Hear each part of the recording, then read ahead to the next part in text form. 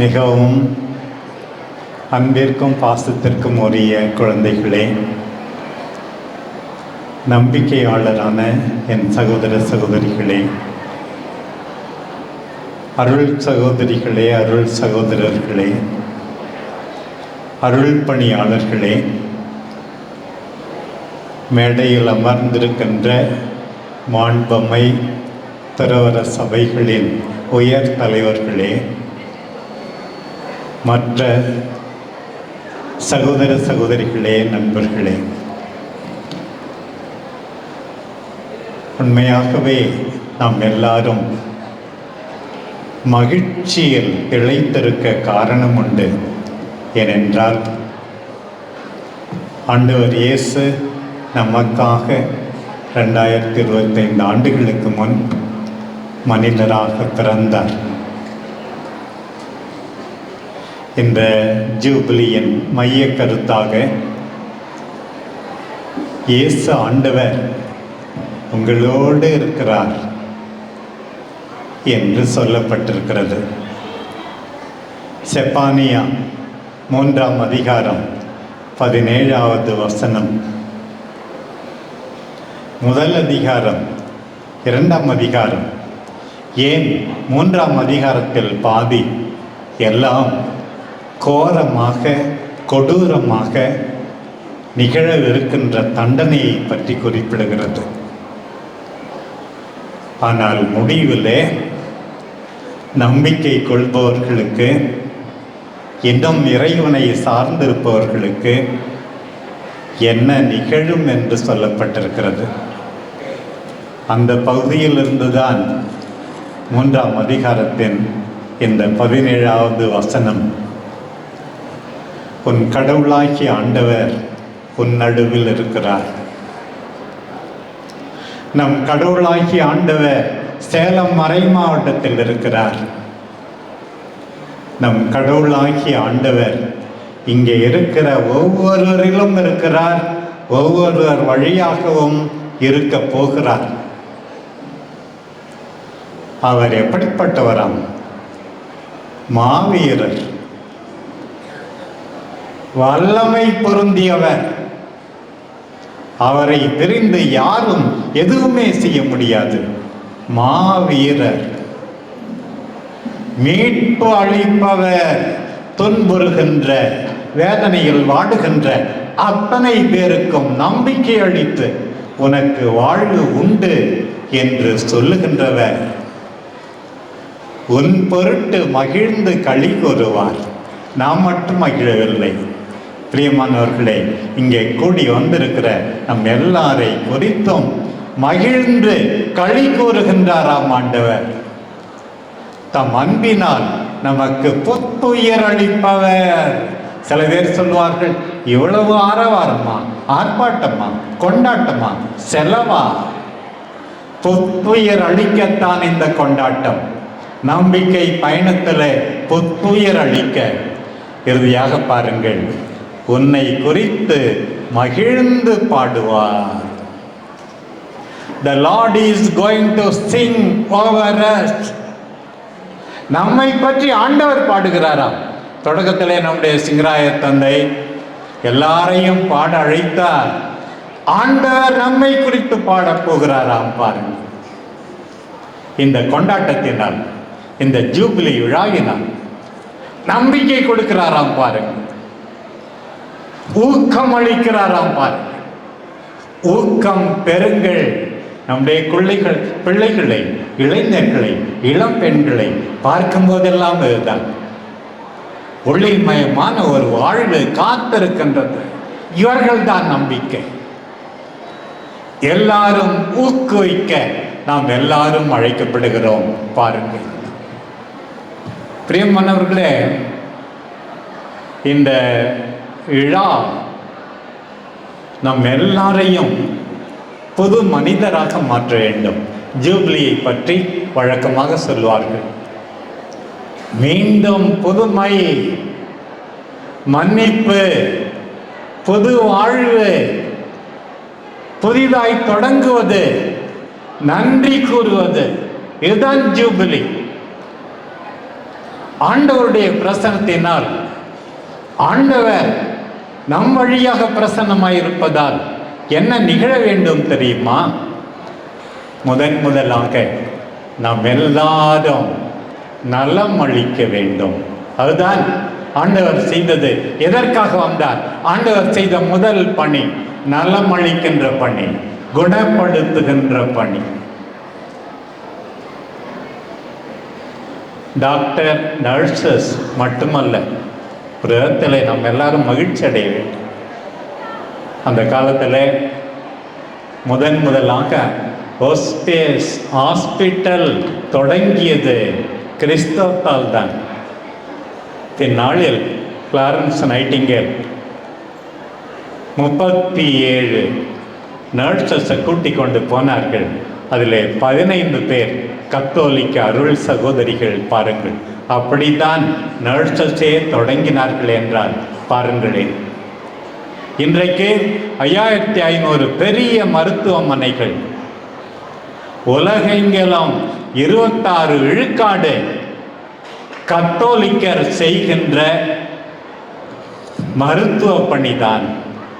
கத்தோலிக்கர் இல்லாமல், கிறிஸ்துவில் நம்பிக்கை கொண்டிருக்கிறவர்கள் இல்லாமல் யாருமே நலமாக இந்த உலகத்தில் ஆண்டவருடைய துணையால் இருக்க முடியாது என்றால் பார்த்து கொள்ளுங்களேன். நலமளிக்க நாம் எல்லாரும் அழைக்கப்படுகிறோம். நம்மால் யாரும் வியாதியாக கூடாது.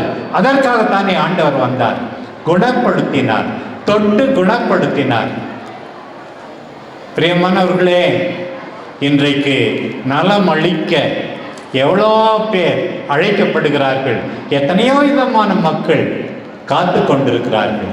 ஏழைகள், மாற்றுத்திறனாளிகள், திறமையற்றவர்கள், ஒதுக்கப்பட்டவர்கள், தனிமையாக இருப்பவர்கள், எத்தனையோ பேர் காத்து கொண்டிருக்கிறார்கள். நாம் எல்லாரும் நலமளிக்க வேண்டும். நோயுற்றோரை, பலகீனர்களை எல்லாரும் நாம் கண்டுகொள்ள வேண்டும். கண்டுகொள்ளத்தான் இந்த ஜூபிலி. இந்த ஜூபிலியின் போது முதியோரை கண்டுகொள்வோம், ஏழைகளை கண்டுகொள்வோம், திறமை குறைந்தவர்களை கண்டுகொள்வோம், எல்லாருக்கும் நலம் அளித்து காப்பாற்றுவோம். அதற்காகத்தான் இந்த விழா. பாருங்கள், நான் ஏற்கனவே பல முறை பல இடங்களிலே சொல்லியிருக்கிறேன். பாருங்கள், ராட்க்ளிஃப் இப்போது கர்தினாலாக உயர்த்தப்பட்டிருக்கிறார். நம்முடைய ஆயர்கள் பேரவைக்கு தியானம் கொடுத்தவர்.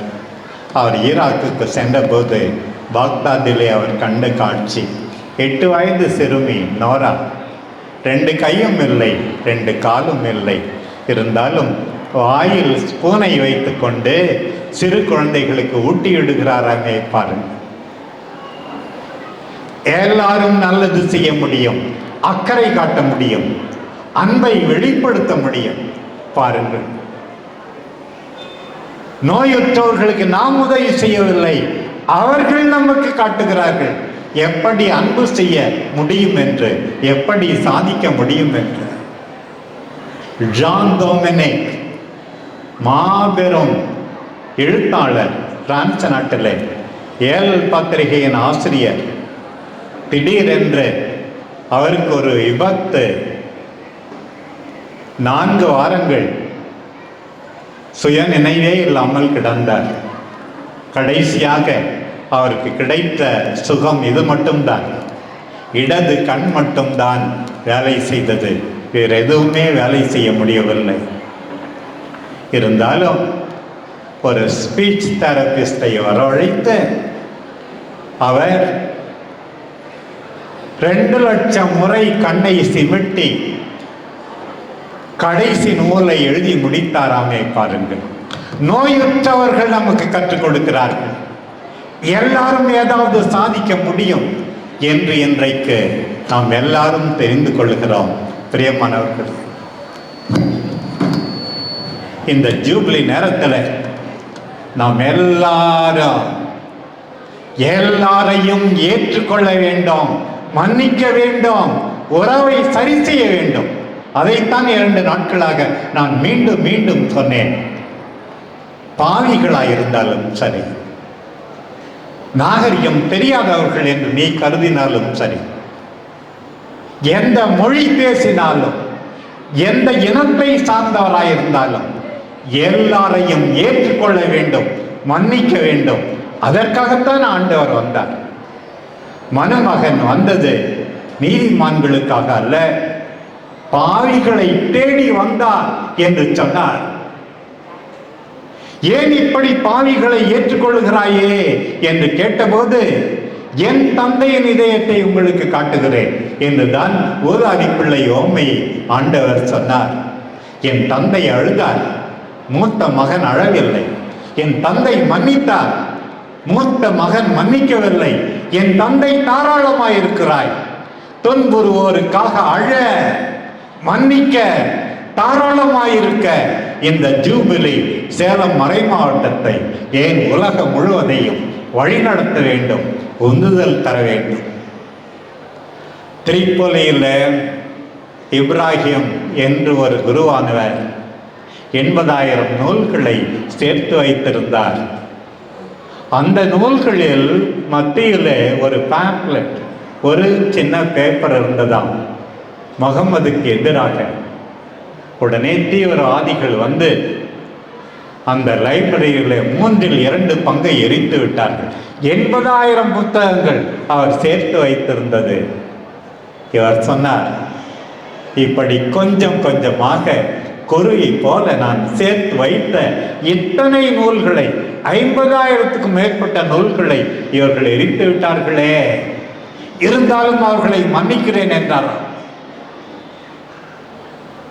அந்த லைப்ரரி மீண்டும் வளர்கிறது. கிறிஸ்தவர்களால் மட்டுமல்ல, முஸ்லிம்களாலும் வளர்கிறது.